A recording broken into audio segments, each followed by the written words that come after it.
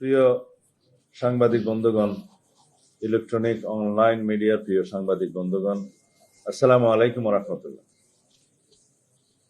আমি সালাউদ্দিন আহমেদ, বিএনপি জাতীয় স্থায়ী কমিটির সদস্য ও জনাব তারেক রহমান স্বদেশ প্রত্যাবর্তন অভ্যর্থনা কমিটির আহ্বায়ক।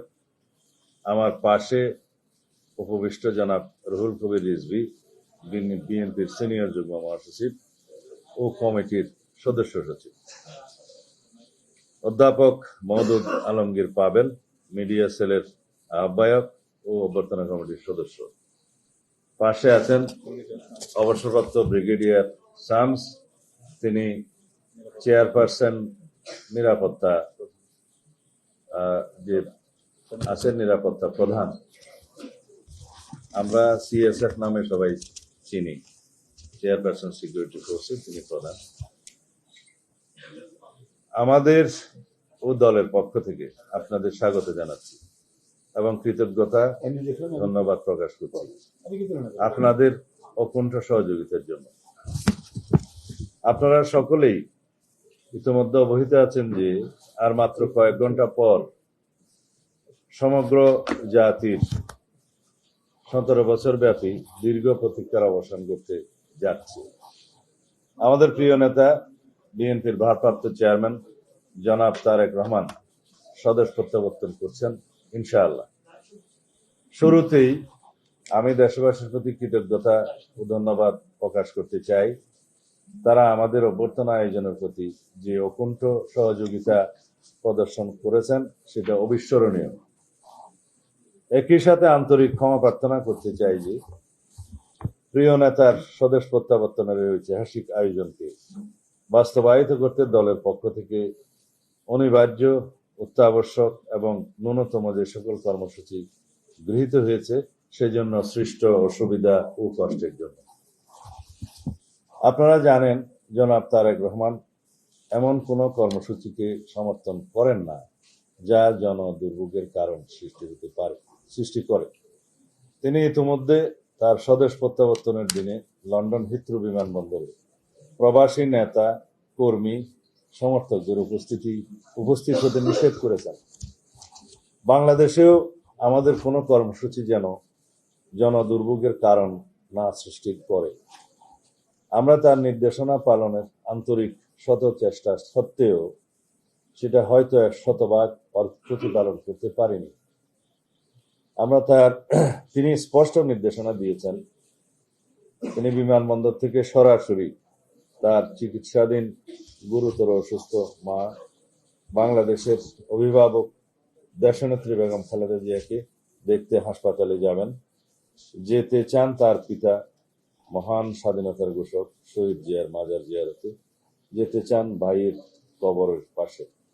জন দুর্ভোগ পরিহার করতে তিনি সরকারি ছুটির দিনকে তার প্রত্যাবর্তনের দিন হিসেবে নির্ধারণ করেছেন।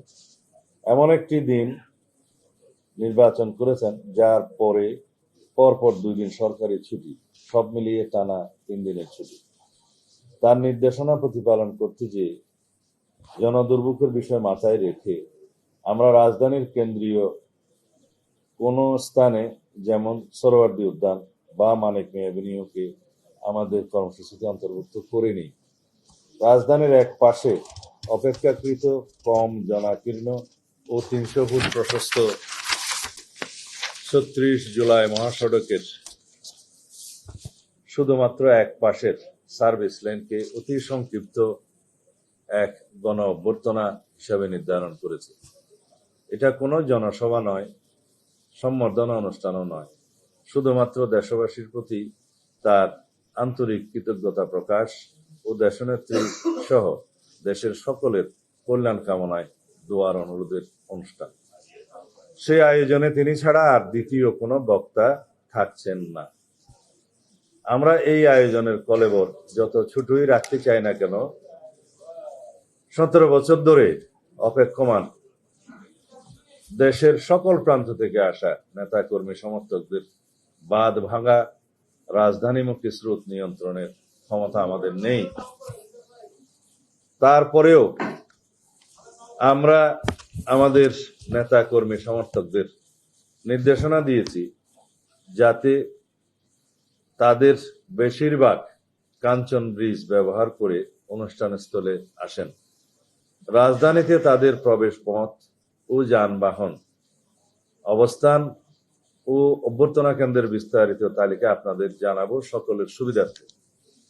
এর সাথে থাকছে 20টি মেডিকেল ক্যাম্প, সার্বক্ষণিক চিকিৎসক, প্যারামেডিক, ওষুধপত্র ও অ্যাম্বুলেন্স সহ সেসব ক্যাম্পের তালিকাও সকলের সুবিধার্থে আমরা জানিয়ে দিচ্ছি।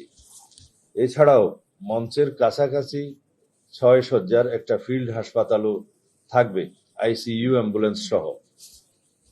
বিমানবন্দরগামী ও বিদেশ ফেরত যাত্রীদের এবং রোগী বহনকারী অ্যাম্বুলেন্সের যাতায়াত নির্বিঘ্ন করতে বিমানবন্দর সড়কের কাকলী মোড়, আন্তর্জাতিক বিমানবন্দরের সামনে ও আব্দুল্লাহপুর, এই 3টি স্থানে হেল্প ডেস্ক থাকবে, যারা মোটর বাইক স্কটের মাধ্যমে যাত্রাপথ নির্বিঘ্ন করতে আপ্রাণ চেষ্টা করবে। ঢাকা মহানগর দক্ষিণের বিভিন্ন পয়েন্ট দিয়ে আগত গাড়িসমূহের পার্কিং এর স্থান: সায়েদাবাদ অভ্যর্থনা কেন্দ্র, ডেমরা স্টাফ কোয়ার্টার পয়েন্ট দিয়ে প্রবেশ করা গাড়ি সায়েদাবাদ বাস টার্মিনালে পার্কিং করবে। 2, শনির আখড়া অভ্যর্থনা কেন্দ্র এবং মহাখালী অভ্যর্থনা কেন্দ্র।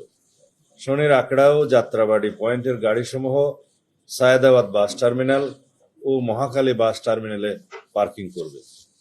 3, বাবুবাজার অভ্যর্থনা কেন্দ্র, বাবুবাজার ব্রিজের নিচে, নয়াবাজার বাবুবাজার ব্রিজ পয়েন্টের গাড়িসমূহ ফুলবাড়িয়া গুলিস্তান বাস টার্মিনাল ও মহাখালী বাস টার্মিনালে পার্কিং করবে। 4, পোস্তগোলা ব্রিজের উপরে অভ্যর্থনা কেন্দ্র, ধোলাইপাড় মোড় অভ্যর্থনা কেন্দ্র, কমলাপুর রেল স্টেশন অভ্যর্থনা কেন্দ্র, সদরঘাট লঞ্চ টার্মিনাল অভ্যর্থনা কেন্দ্র। এখানে আমাদের সেই অভ্যর্থনা কেন্দ্রগুলো ইতিমধ্যে আমরা ব্যবস্থা নিয়েছি। সেখানে মেডিকেল টিম সহ অভ্যর্থনা কেন্দ্রে আমাদের স্বেচ্ছাসেবক সবাই প্রয়োজনীয় ব্যবস্থা নেবে এবং তাদেরকে দিক নির্দেশনা দিবে। ঢাকা মহানগর উত্তরের বিভিন্ন পয়েন্ট দিয়ে আগত গাড়িসমূহের পার্কিং স্থান: 1, আব্দুল্লাহপুর অভ্যর্থনা কেন্দ্র, টঙ্গী আব্দুল্লাহপুর এন্ট্রি পয়েন্টের গাড়ি পার্কিং বিশ্ব ইস্তেমার মাঠ, তোরাগ মাঠ। 2, নীলা মার্কেট অভ্যর্থনা কেন্দ্র, কাঞ্চন ব্রিজ 300 ফিট হয়ে এন্ট্রি পয়েন্টের গাড়ি বাণিজ্য মেলার মাঠে পার্কিং করবে অথবা নীলা মার্কেটে গাড়ি পার্কিং এর ব্যবস্থা আছে সেখানে করবে। যে 2 জায়গাতে সম্ভব হয় সেই 2 জায়গায় অভ্যর্থনা কেন্দ্র এবং গাড়ি পার্কিং এর ব্যবস্থা থাকবে মেডিকেল টিম সহ। দিয়াবাড়ি অভ্যর্থনা কেন্দ্র, গাবতলী এন্ট্রি পয়েন্টের গাড়ি বেড়িবাঁধ হয়ে উত্তরা দিয়াবাড়ি গরুরহাট 17 নম্বর সেক্টরে পার্কিং করবে। চীন মৈত্রী হলের পাশে বাণিজ্য মেলার মাঠ অভ্যর্থনা কেন্দ্র, বসিলা মোহাম্মদপুর হয়ে আসা গাড়ি পার্কিং চীন মৈত্রী হলের পাশে বাণিজ্য মেলার মাঠে হবে। মহাখালী বাস টার্মিনাল অভ্যর্থনা কেন্দ্র, বিমানবন্দর রেল স্টেশন অভ্যর্থনা কেন্দ্র। এগুলো আমাদের অভ্যর্থনা কেন্দ্র, গাড়ি পার্কিং এবং মেডিকেল সার্ভিসের সুবিধা সহ এই তালিকাটা আপনাদের সামনে প্রদান করলাম।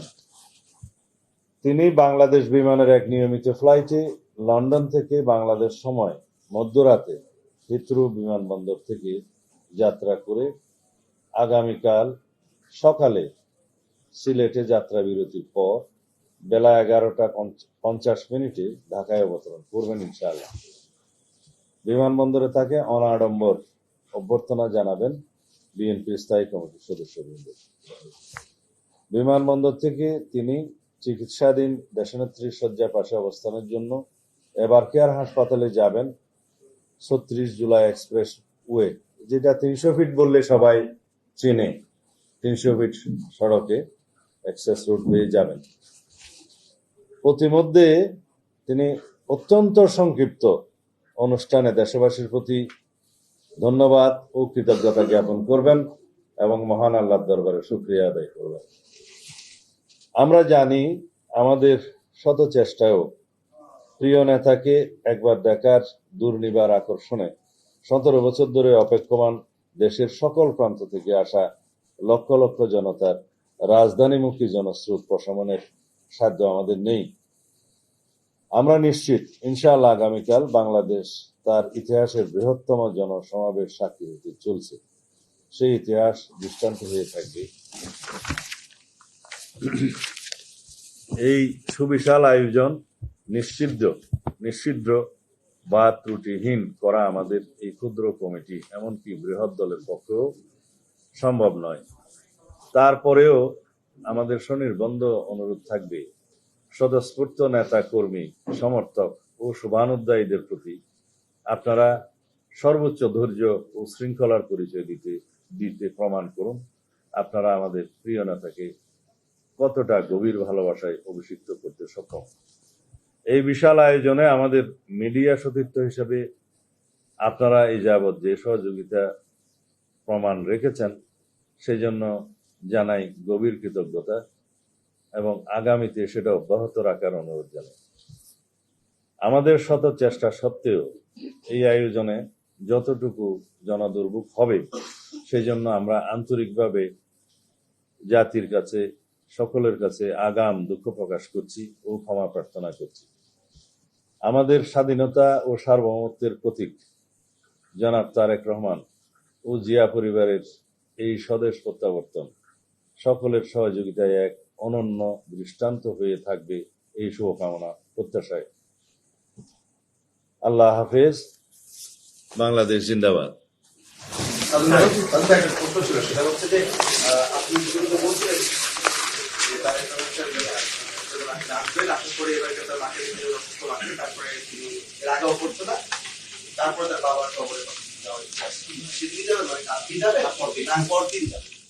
খুব ভালো প্রশ্ন করেছেন। আমাদের এটা আগে বলে নেই, আমাদের প্রথম দিনের অনুষ্ঠান বিমানবন্দর থেকে 300 ফিট রাস্তার অভ্যর্থনা স্থল, সেখান থেকে দেশনেত্রী বেগম খালেদা জিয়াকে দেখতে যাওয়া এবার কেয়ার হাসপাতাল থেকে তিনি সরাসরি বাসভবনে চলে আসবেন। তখন বিমানবন্দর সড়ক হয়ে কাকলের মোড় হয়ে গুলশান 2 নম্বর হয়ে তিনি বাসভবনে চলে আসবেন। সেদিন আর অন্য কোনো অনুষ্ঠান হবে না। বাকি অনুষ্ঠান আপনারা জানতে পারবেন। আমি আগাম শুধু 26 তারিখের অনুষ্ঠানটা আপনাদের সামনে বলতে পারি। 25 বলে ফেলেছি, 26 তারিখ শুক্রবার বাদ জুম্মা তিনি বাসভবন থেকে রওনা হয়ে প্রথমে শহীদ জিয়ার মাজার জিয়ারত করবেন এবং সেখান থেকে জাতীয় স্মৃতিসৌধে তিনি শ্রদ্ধা জ্ঞাপন করতে যাবেন। এটা 26 তারিখ। 27 তারিখের প্রোগ্রাম আপনারা পরে জানবেন।